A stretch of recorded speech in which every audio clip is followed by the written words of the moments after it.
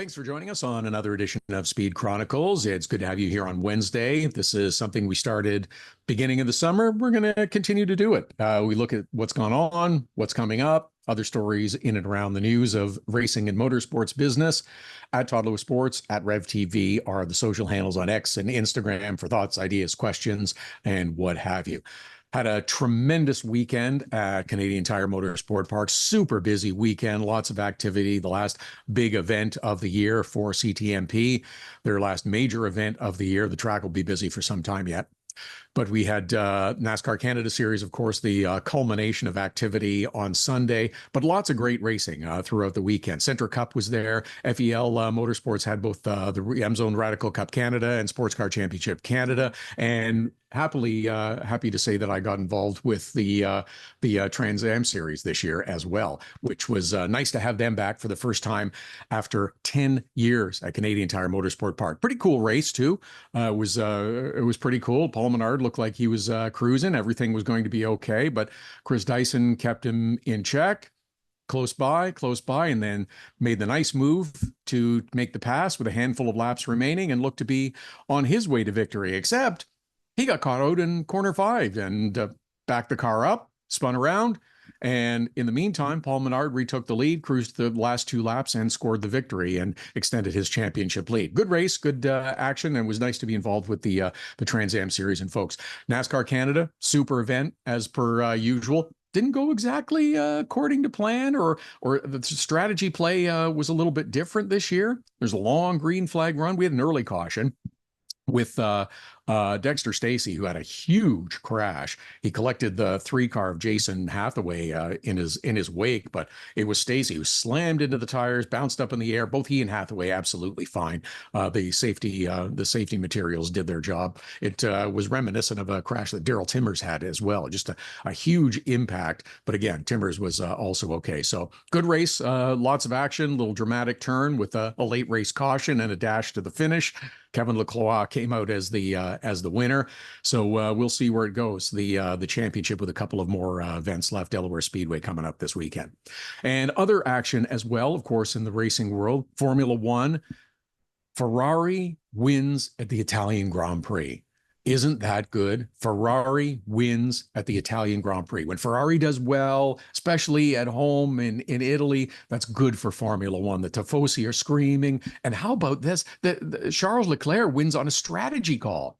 Makes one pit stop, makes the tires last, finds his way to victory. And it's great. So the good news is there's a championship fight, not just in the manufacturers championship, which is quite close, but also there's a drivers championship fight as well. That's not over. It's a little more spread out than the manufacturers, but we're going to have championship battles towards the end of the season in Formula One. And that too is good for the sport. If you go back 6 months, everybody was thinking Max is driving. He's got one hand on the wheel. He's got his elbow up. He's just taking it easy and he's going to cruise to another title. Not happening.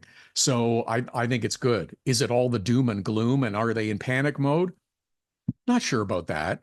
I kind of take everything I consume in Formula One, whether it's broadcast or web or written, and just kind of dial down the volume a little bit and dial down the rhetoric just a little bit. It's like maybe it's not quite as bad as some are making it out to be.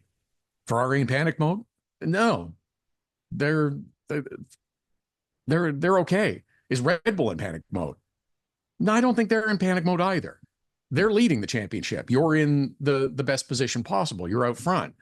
So keep moving in the right direction. We'll see what happens. But it's good that there's a championship battle. IndyCar returned to Milwaukee this past weekend. I was extremely worried about this event a few months ago. The good news, there was a good crowd.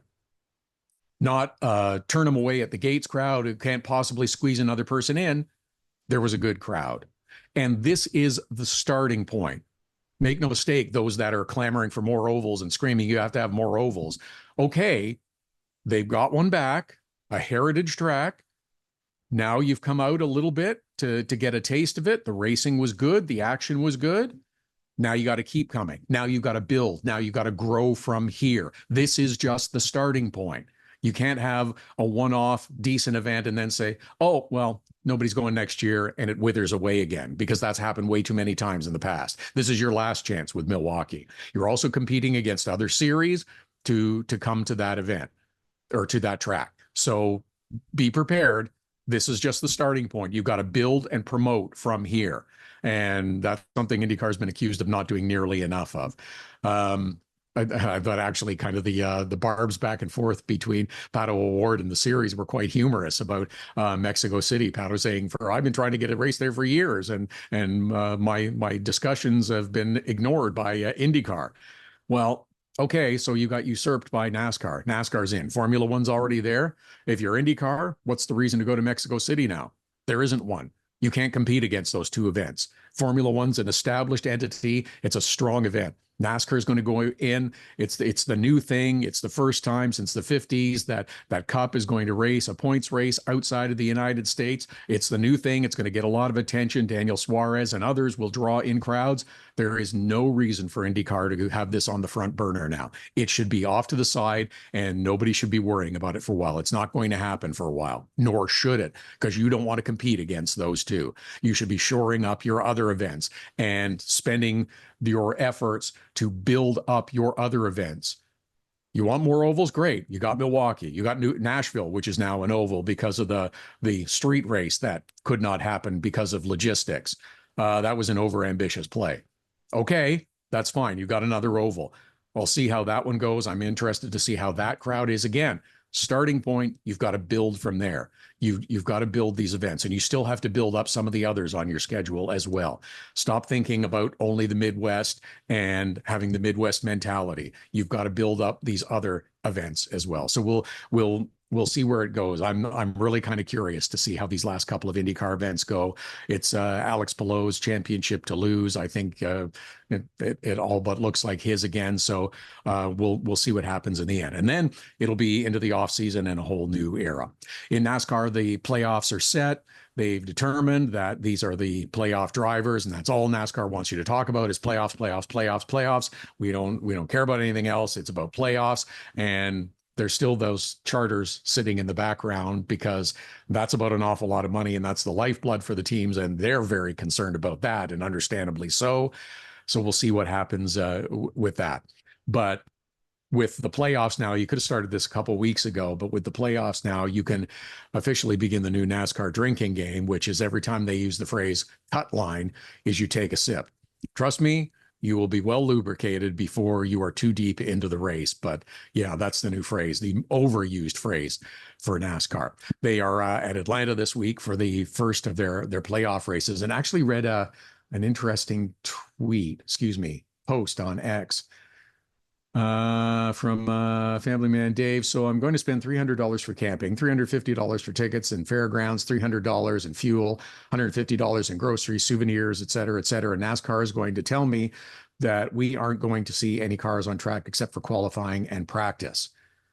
Interesting one, because of course, during the pandemic, NASCAR really cut down on practice and track time for cars and shortened up weekends. You got to remember that you have to put on a show for the fans in the seats as well.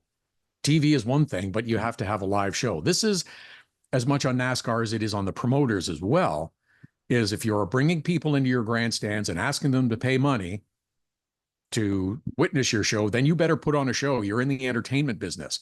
You can't have hours and hours of dead time from one session to the next session.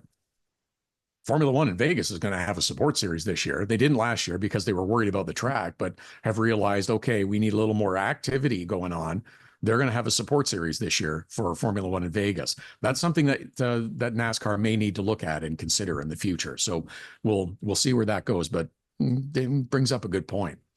This week, as mentioned, NASCAR in Atlanta. There's no Formula One. There's no IndyCar. There's no IMSA this weekend. NASCAR Canada is back in action this weekend at Delaware Speedway, the event that was rained out a couple of weeks ago. They're part of the Great Canadian Weekend, which is kind of nice. It's a big weekend at Delaware Speedway, APC, and their championship. Kyle Steckley is trying to win, and we'll see what happens there. But it's a big weekend at Delaware. Unfortunately, I'm not going to be there this weekend because this race was rescheduled to this week where I'm previously committed to Drive Festival back at Canadian Tire Motorsport Park, which if you're in the area or haven't been, it's a cool event. Lots of cool cars, get to see them up close, and you get to see a lot of them on the track at speed too, which is very cool. So I'll be there with Dave Bradley this weekend, and looking forward to that. Had a super time last year, and looking forward to it again this weekend. Thanks for checking out this week's edition of Speed Chronicles, again on X and Instagram at Todd Lewis Sports and at revtv. We'll do it again next Wednesday.